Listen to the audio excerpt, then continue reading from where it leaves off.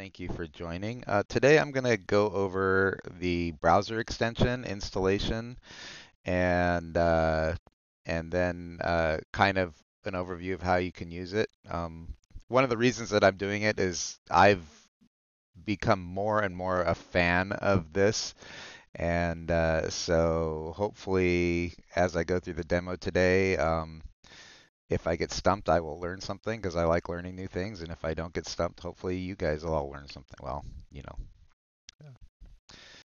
those who don't know anything about it will learn something.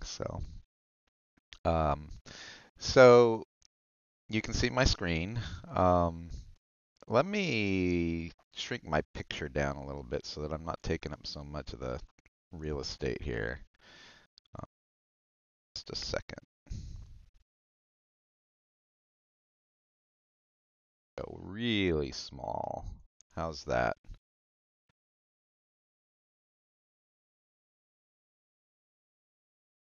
Okay, so on my screen, I don't really see what you guys see. So if there's an issue or anything, please let me know. Um, and I will keep an eye on the chat as much as I can while I'm going through this. So the first thing that you're going to want to do is we have an extension for both Chrome and for Firefox. I'm going to be doing the demo on Chrome today. But the installation on Firefox is essentially the same. So if you can do it on Chrome, you can do it on Firefox. And the URL that you can go to download this is this one right here. And I'm going to share this in the chat screen really quick. Um, yeah, and thank you, Boyan. That is correct. All Chromium-based browsers as well.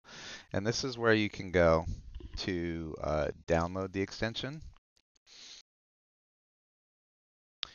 And if you scroll,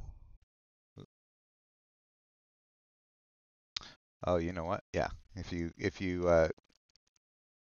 actually go here, you can add it to Chrome. You can also do it from the Chrome store, I believe, but I've always done it just from here. Um, in fact, this is just taking you to the Chrome store. Uh, so you just go ahead and you just add the extension. And then what I like to do with any extension that I use a lot is I like to pin it here, because if I click this, you'll see it'll go away.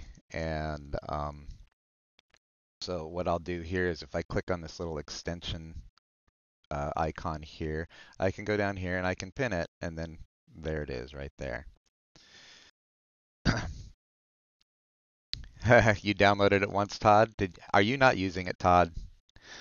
Do I need to take you back in the woodshed? I'm calling Todd out, but that's because Todd's a friend of mine, so I can do that. Um, And you can see I had a previous setup here, and so it's trying to sync it right now, but I've actually gone, and what you have to do is you have to go into your dashboard, and you have to go to your REST API, and you have to set up uh, an API key in order to connect with your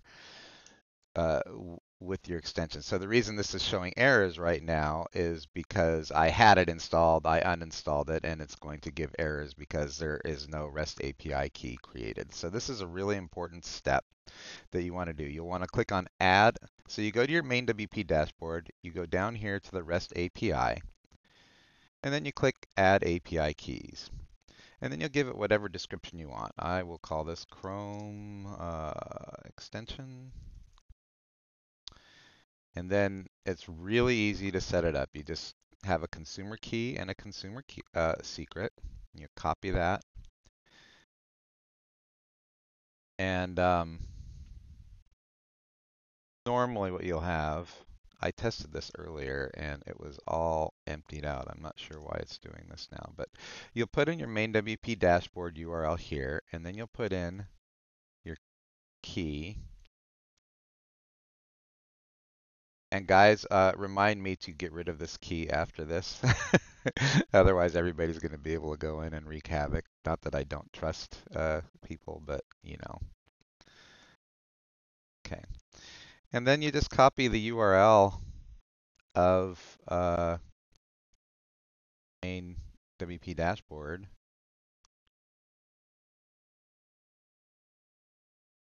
here. And then verify that you have installed it. So make sure that you click the save settings here. I have done this before where I didn't save the settings and then I was like hitting my head against the wall wondering why it is not connecting. So once you've created it, then you'll see that it's enabled and it has read, write, and delete access. So you will be able to now connect to your MainWP dashboard through your browser. You can select how frequently you want it to do the checking to with your MainWP dashboard. I usually set it. Typically, I set mine to every 4 hours, but that's because I am not an agency and I don't have 100 sites. I have a few sites, but you can set it for as little as 15 minutes, or you can see your various options here. And then, of course, you can also do manual.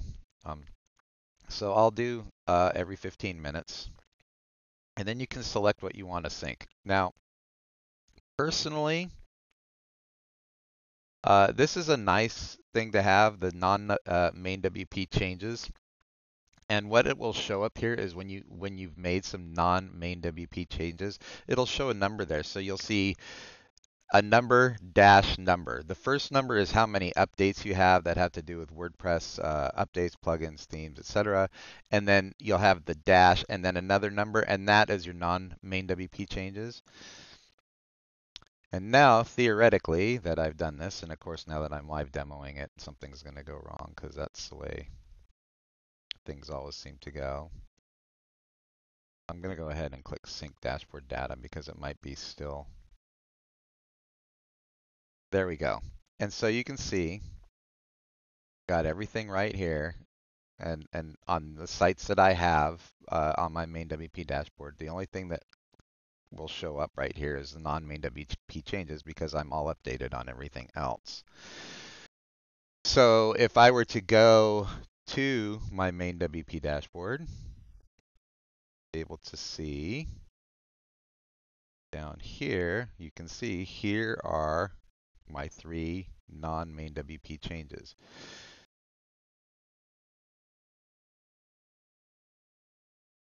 And of course, if you have like 100 of them, you'll see them all. Okay. Now you also have the option to, and I'm going to go ahead and do this now, I'm going to go ahead and dismiss all of these. I can also clear all of them. It's very much a habit for me to go to wherever the bulk settings are in the drop down and rather than a button, but I know a lot of people like the button. So, and now that they're gone, if I sync up again here, that number 3 should go away. And so now I've got nothing showing up here. If there is an update that is needed, what's really cool is that you'll get a little notification on this little icon up here in your bar. And for me, because once again, I don't necessarily have a lot of sites, but anytime that there's an update, especially if it's a critical update or something like that, it's really nice to have that reminder. Um, I think that a lot of us in tech live by our reminders, and if we don't have them, we might forget. And I'm sure that for most people, this is part of their daily routine, but even then, it's nice to have that just in case. The other nice thing, there are some other nice things about the browser extension. And one of the things that we just recently added is that you can actually, if you have our Pro package, if you have one of the premium package, either annual or lifetime, we have included this time tracker, and you can actually go ahead and do time tracking. So you can set a new task, and this is of course stuff that you can all do from your main WP dashboard over here, but it's also very cool to be able to do it from your browser extension. And I'll just pick Santa Claus because he's my fave. And he's my client. This is my site. And then with the time tracker extension, which I did cover a little bit last week, you can set up buckets of time with budgets and actually hourly rates. And so when you select the right bucket and then you give it a title, we'll just call this office hours, or and then you can put in a full description, which not going to put in much more than that, and you can start your timer and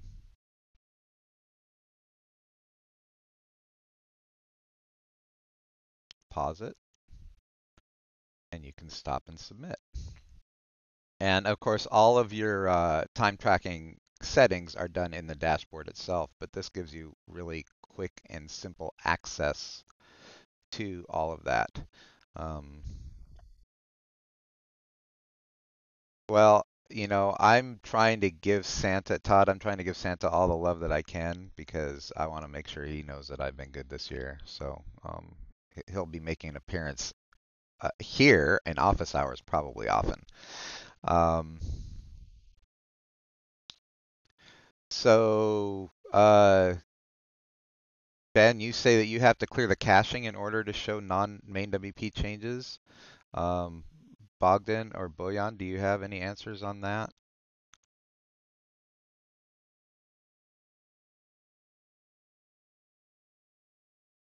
Is does that have to do with the hosting, or is that because I don't run into that issue. I've never run into that issue.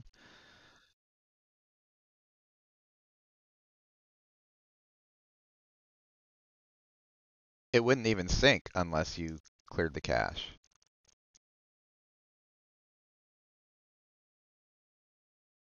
Yeah, and that's a good point. You actually don't want caching on your dashboard because you could run into issues.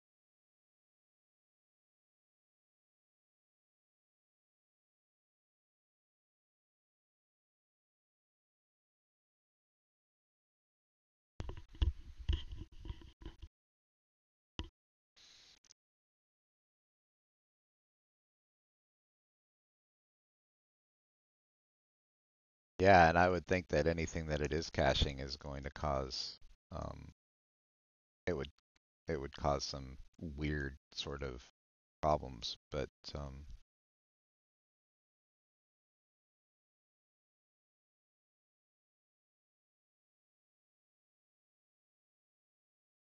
I'm going to let Bogdan answer this, Ben. So, and I'm not much of a singer or dancer, so I'm not going to do any of that to entertain you. And my comedy stylings are not that great either. So that's why I did not go into entertainment. Welcome, Mohammed. How are you? So it sounds to me like you're gonna want to do something to disable the cache in your WP admin, which when you say WP admin cache, what I'm on my headset again this week. Next week I'll be back home and I'll be back on my normal setup. But this headset likes to cut out if it doesn't hear anything within 20 minutes.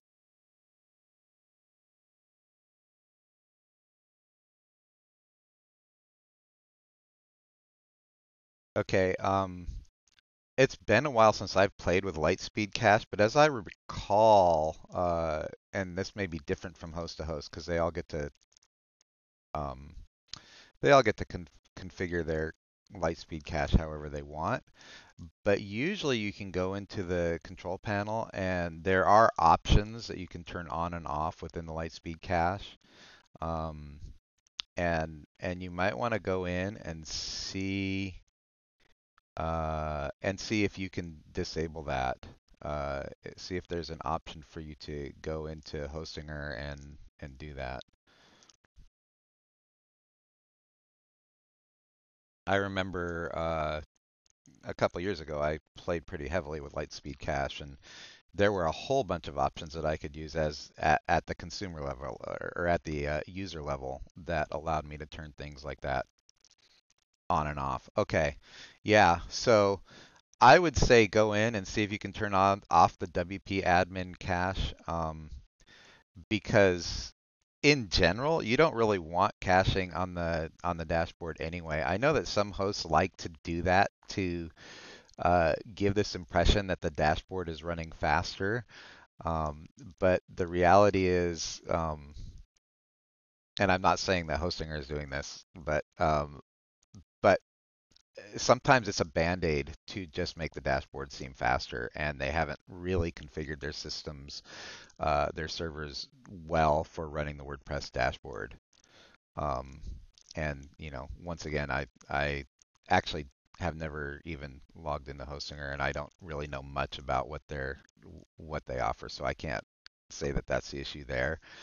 But there's really no reason to run cache in your dashboard at all, whether it's your WP admin or your main WP dashboard, because that is data that you want to be dynamic, uh, dynamically populated.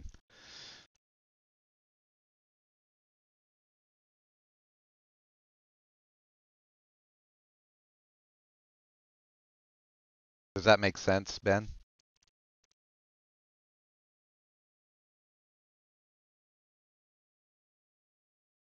Okay, great. I'm glad. I'm glad. And hopefully, I'd love to hear back from you, and let us know if that solved your problem.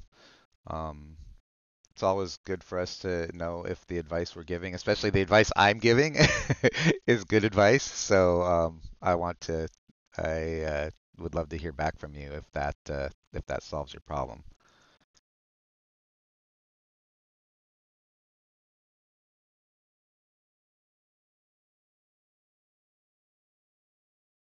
And that's basically a very quick and brief overview of the browser extension. I think it's a very cool thing, and everybody should use it. Everybody should have it. Everyone. Period. I have an opinion on that.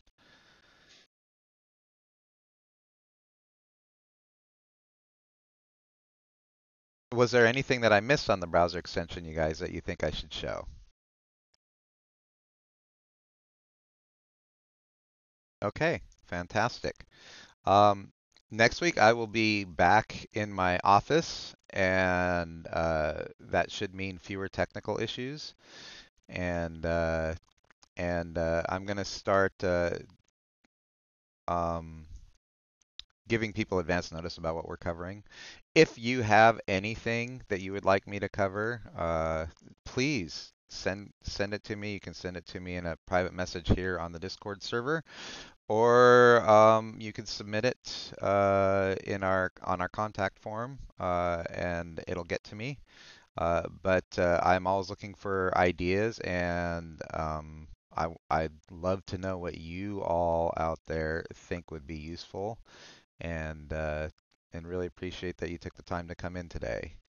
Um, so unless there are any other questions or anything else you'd like covered, which I know is an open-ended uh, kind of thing, um, I think that's about it.